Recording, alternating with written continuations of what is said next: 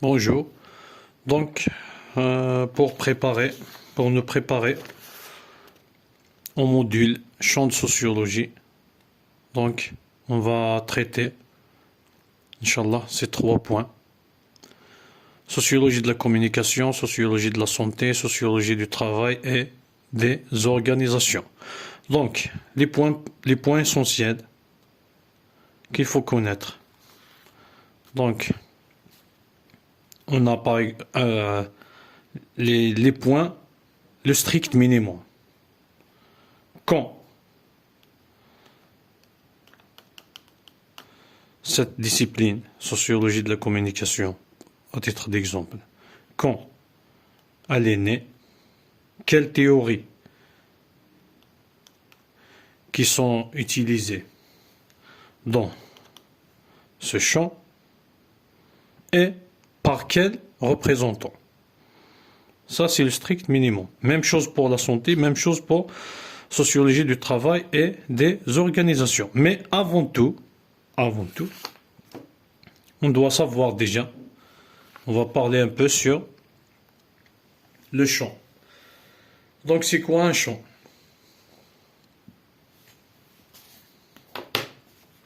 Donc, un champ est un espace de recherche limité et structuré de position des agents ou des facteurs. Donc, le champ est un espace de recherche limité et structuré. Comment il est structuré? Il est structuré grâce aux positions. Quelles positions? Les positions des agents. Quels agents? Les agents qui occupent ce champ.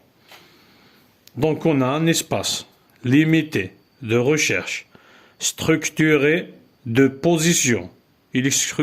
Comment il est structuré? Il est structuré par des positions. Positions de qui? Des agents. Des agents qui occupent ce champ. Donc comment on doit reconnaître ou pas reconnaître? Comment ces positions sont faites? De quelle façon? De quels éléments? Donc on a 2 éléments pour construire cette position. Donc on a, selon Pierre Bourdieu, donc on a l'habitude, on a l'illusion. Le prof, je ne sais pas pourquoi, mais a insisté sur le point de l'habitude. Donc, on doit se souvenir. Donc, l'habitude, c'est quoi? C'est prédisposition des agents à occuper une position. Donc, selon Pierre Bourdieu, l'habitude oriente le positionnement des individus dans les différents champs. Cette habitude, donc comment j'ai essayé de comprendre.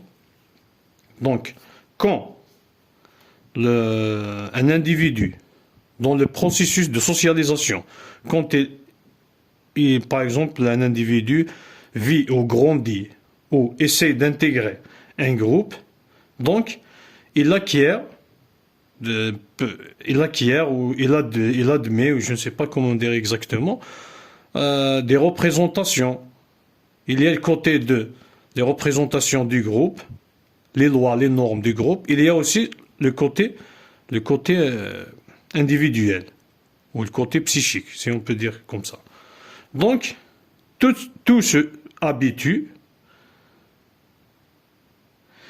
il fait en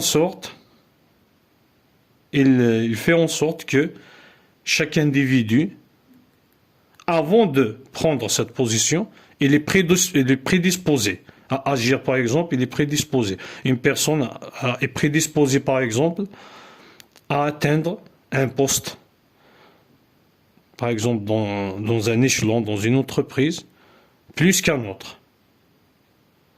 Il y a un qui est prédisposé à l'avance d'être, par exemple, je ne sais pas, un directeur ou c'est pas un chef de département ou je ne sais pas. Mais par contre, il y a un autre, il est prédisposé juste à tenir une position minime. Bon, c'est ce que j'ai compris d'après ce que j'ai trouvé dans les dictionnaires. Donc j'ai utilisé le dictionnaire lexique de sociologie. Il y a aussi un autre dictionnaire qui s'appelle le dictionnaire de la sociologie. Ils se trouvent tous les deux à la bibliothèque. Voilà, donc on a dit, le champ est un espace de recherche limité et structuré. Donc structuré de positions. Les positions des agents, les agents qui occupent ce champ. Voilà. Donc ces positions, dans ces positions, on trouve deux éléments qui déterminent la position. Donc, selon Pierre Bourdieu, on a l'habitude et l'illusion. Donc, l'habitude, c'est prédisposition des individus à occuper une position. Donc, selon Pierre Bourdieu, l'habitude oriente le positionnement des individus dans les différents champs. On a d'autres parties, l'illusion. L'illusion, donc, comme j'ai compris, c'est la représentation des individus, peut-être des normes, des normes dans ce champ. C'est comme ça que je l'ai compris. Donc, ou je l'ai trouvé aussi, croyance des agents dans les règles en vigueur à l'intérieur d'un champ. C'est comme ça que je l'ai trouvé. Toujours dans le dictionnaire lexique de sociologie. Donc, normalement, c'est ça. Donc, on répète, le champ est un espace limité de recherche. Le champ est un espace de recherche limité et structuré de position des agents ou de facteurs qui occupent le champ. Ces positions sont déterminées par deux éléments selon Pierre Bourdieu, l'habitude et l'illusion. L'habitude, c'est les prédispositions des agents à occuper une position. L'habitude oriente le positionnement des individus dans les différents champs. Voilà. L'illusion, c'est les représentations des individus. Sur tout ce qui concerne peut-être les normes ou les normes qui existent dans ce champ. Ou les valeurs qui existent dans ce champ. Donc, je l'ai aussi trouvé comme croyance des agents dans les règles en vigueur à l'intérieur d'un champ. Donc, juste, j'ai noté une phrase pendant le cours. Bon, la vérité, je ne sais pas exactement pourquoi je l'ai noté, juste dans cette case illusion. Donc, le prof a cité que, quand elle parlait de l'illusion, que les agents ne peuvent pas tous occuper la même position. Bon, j'ai écrit cette phrase. Je ne sais pas pourquoi je l'ai écrit, mais sûrement que le prof, au moment où je l'ai noté, sûrement a dit quelque chose d'important. Peut-être que j'ai raté quelque chose, ou je ne sais pas. L'essentiel, je l'ai inscrite ici. Donc, le champ. On a vu le champ. Donc, on va voir le rôle du sociologue. Qu'est-ce qu'il doit faire dans un champ de sociologue? Donc le rôle ou le métier du sociologue, c'est étudier les rapports sociaux dans chaque champ. Donc,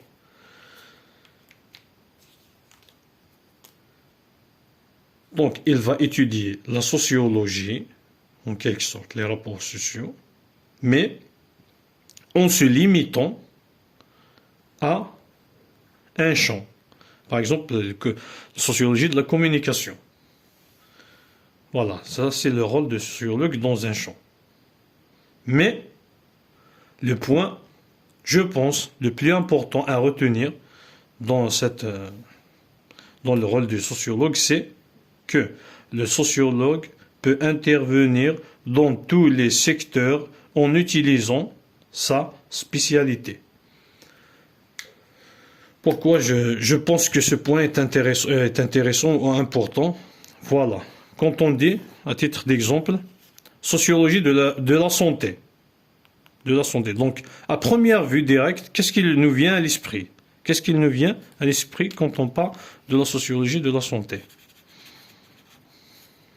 Voilà.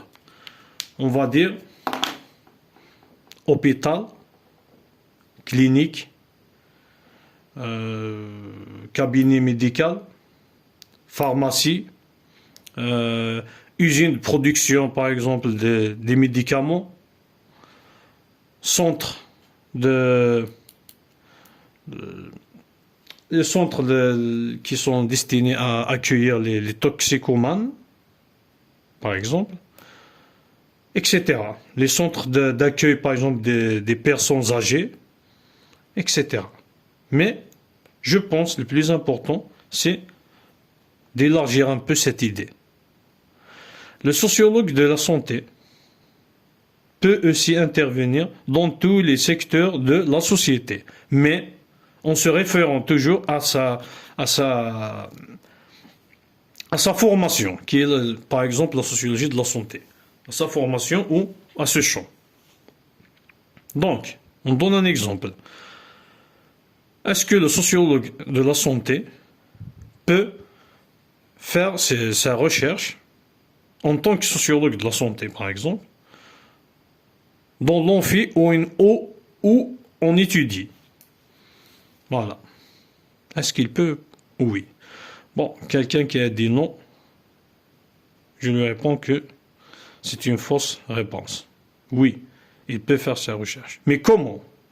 Il ne va pas s'intéresser, par exemple, à la façon de l'acquisition des informations des étudiants ou à la façon, par exemple, les gestes que le prof utilise, le temps, nabra ou lahja, je ne sais pas comment dire, nabra de saut. Le temps, par exemple, qu'il utilise en expliquant, il va s'intéresser, au contraire, il va s'intéresser à la santé, dans un amphi ou dans une opération d'enseignement ou de l'éducation. Comment? Par exemple, il va étudier, par exemple, le stress, par exemple, le stress avant les examens. Parce que le stress, c'est une défaillance de la santé. Cette santé, même si la personne n'est pas malade, mais c'est une défaillance. Il n'est pas bien. Il n'a pas atteint un certain bien-être. Donc, il peut étudier, le sociologue de la santé, par exemple, il peut faire une étude dans un amphi lors de l'enseignement, par exemple, au stress, ou par exemple les interactions entre le prof et les étudiants. Certains, par exemple, certaines interactions, certaines pratiques qui nuisent, par exemple, à la santé psychique, au bien-être psychique de l'enseignant.